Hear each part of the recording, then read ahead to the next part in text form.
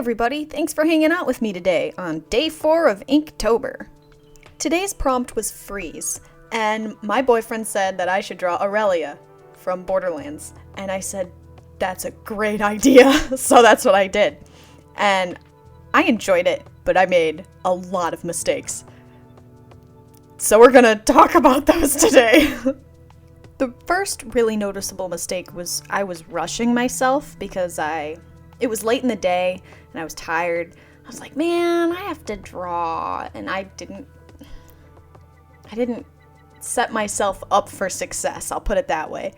So I was in a bit of a hurry, and in drawing that translates to not focusing and kind of being shaky, and I'm already a messy artist in general, so it's hard for me to keep my wrist stable, for one. And that's not for lack of trying. I have carpal tunnel in my elbow and my wrist and other things, but that's beside the point. Doesn't mean I can't try. Anyways, I digress. All that shakiness and what have you translates to a messy finished piece, which wasn't what I wanted. I always try to make my stuff look really neat, and that has just never been something I've been able to do. I'm so messy. I don't know if it's because of my arm problems, but it's not for lack of trying. Although today I was in a rush, so I was trying to rush, not trying to be neat, which means it's my own fault. And I have to live with that. But it's a good thing to share and let people know that, hey, this could happen. Some people are just good. They can be super quick, and they're pros. They get paid to do it, so they have to be good.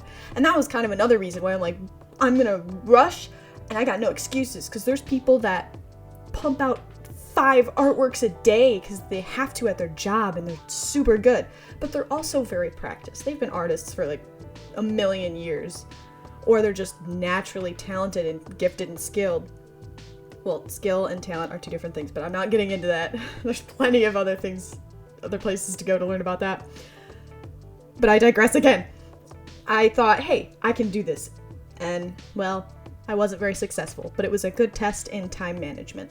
So some of the more obvious places you'll notice the effects of rushing, in my case, are the eyebrows, the fluffy coat hood thing, collar, and some of her hair. A lot of overlapping with the Copic multi-liners, but later on, too, you'll see that I'm rushing with the Copics, the black marker in particular, because I was getting flustered. I didn't want to color the whole page black, and I ended up kind of doing that anyways. But I really wanted to use watercolor, and again, I was like, no, I shouldn't do that, because I wanted to use blues, because I love blue. That's my favorite color. And I was like, oh, it's Aurelia. The prompt is freeze. I can make it cold blue, because I love phthalo blue. It's one of my favorites. But no, I didn't let myself. All right, the second mistake that I made in my case was not having a plan for the colors that I wanted to use. I knew that I wanted blue. Cold blues, and I only wanted to use blue and gray because I still wanted to kind of stay neutral for Inktober.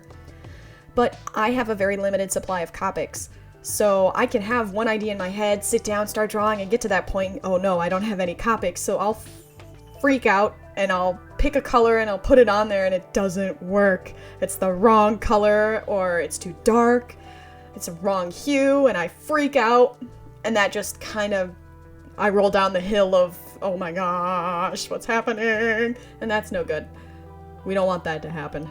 And the best way to avoid that is to look at what colors you have, whether it be 4 Copic markers, 67, 10, whatever. Look at what you have and make them work.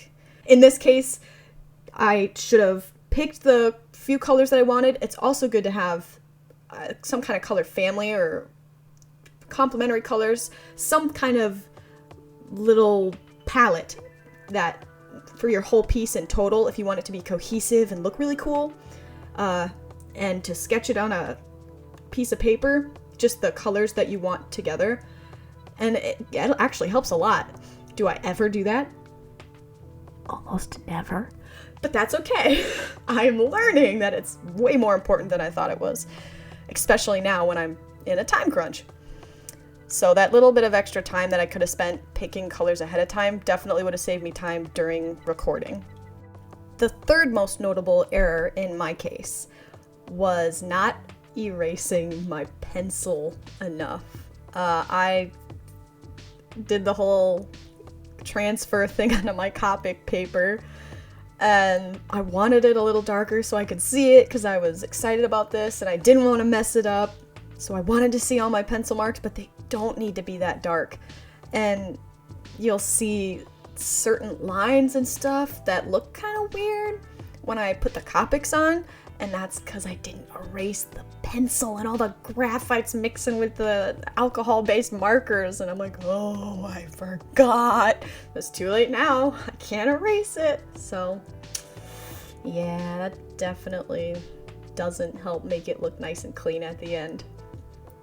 Yeah, always erase your pencil enough, and don't draw too hard on the paper if you don't have tracing paper. It's super important to make sure it's nice and light. And people always say, use a really hard leaded pencil, which, yes, it could, yes. I mean, the harder the pencil lead is, the lighter it's going to draw. But if you're anything like me and you press onto the paper, you're just gonna leave a bunch of indents because you're like, why is this so light? It needs to be darker. And then you leave like crevices or crevasses in the paper, and you can't erase those. They don't go away. So I try to use a softer pencil and be as light as I can so that I can erase it, but it's still seeable. It's complicated. I just need to be less heavy-handed, I guess, in hindsight. But all that being said, it's important to take a look at your art, whether it be while you're working on it, if you have to step away for a while and come back to it, or at the very end, and take note of what you're proud of and what you like, because it's important to be nice to yourself and be proud of yourself for putting in the effort. It's not easy. Art can be fun and relaxing, but it can also be stressful, and if you have high expectations set for yourself and you're hypercritical, it's painful sometimes. So you have to be nice to yourself and nice to your artwork. You just created a little thing, a little piece of beautifulness of you. It's a part of you, so be nice to that piece of you. So I'll give you a good example. Some things that I liked about my art, and I'll bring them up as they come along. First, I really liked the hair because it looked like custard. Like, I just kept thinking of ice cream on like a cone, and I was like, oh, she's got a dollop of vanilla ice cream on her head, and I just thought that was the coolest thing ever. Is it like anatomically correct or any of that stuff as far as like the way her head is shaped? Did I make her head big enough? Blah, blah, blah. I don't know, and I don't care. I love her whipped cream, ice cream hairdo. It's wonderful. I'm also pretty proud of the way her eyes and lips turned out. I was a little worried about the lips at first, but I liked how dark they were. I liked the blue. I liked that they were a little bit chapped looking. I mean, because she's cold and stuff. And I love light blue eyes. I think they're fun. Well, honestly, I love all eye colors. They're all really cool and really fun to draw. So I enjoyed those, and I thought they looked all right.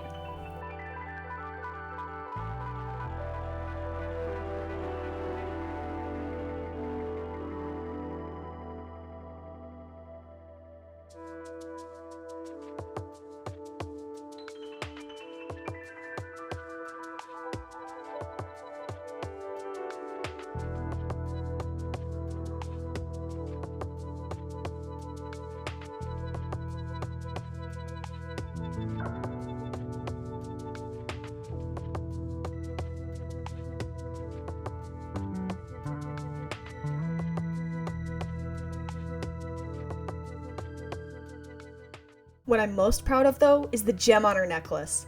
I did not expect it to turn out that nice. I just eyeballed it and did it without looking at a reference or anything, and I was like, oh, it's so beautiful. It's my small victory, the one thing I'm super, super proud of that came out of this artwork, and I'm gonna hold on to that, and that's what you have to do sometimes. And it helps to think that if I hadn't have done this, would I have had such a pretty gem? It's a good thing I drew this, because I wouldn't have had the opportunity to make a cute little necklace.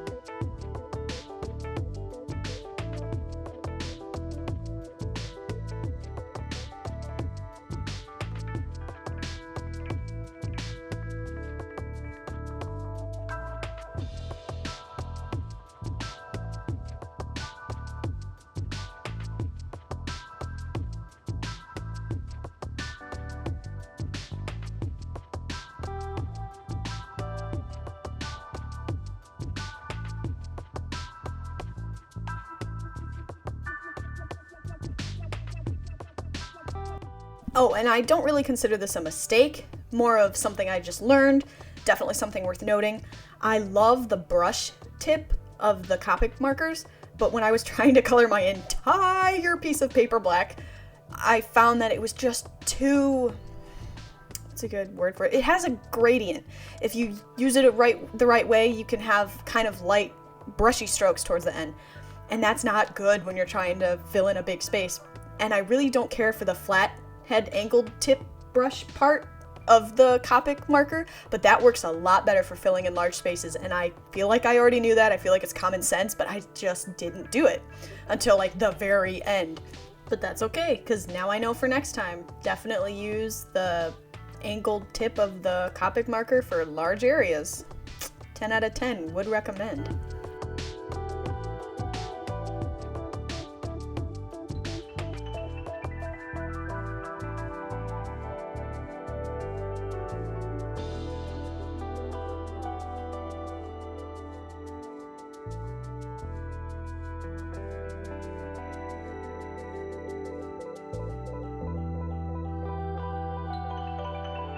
Yeah, I'm going to slow it down a little bit here so I can show you where I bled into the white.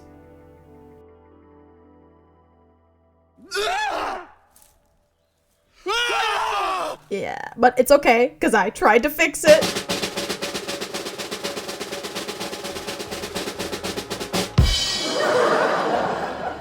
You cannot erase Copic, and the blender can only do so much, so it is what it is.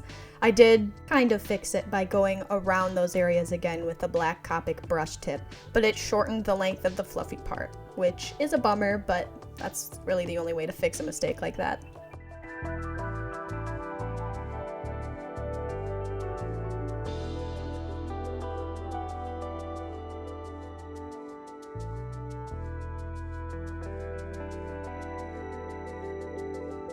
Thanks for stopping by and hanging out with me today. I hope you learned some things from my mistakes. I hope that you never forget to find something you love in your artwork. That's really important. Be good to yourself and appreciate your artwork because it's a piece of you. Thanks again for stopping by. Stay creative, and I hope to see you next time. Bye!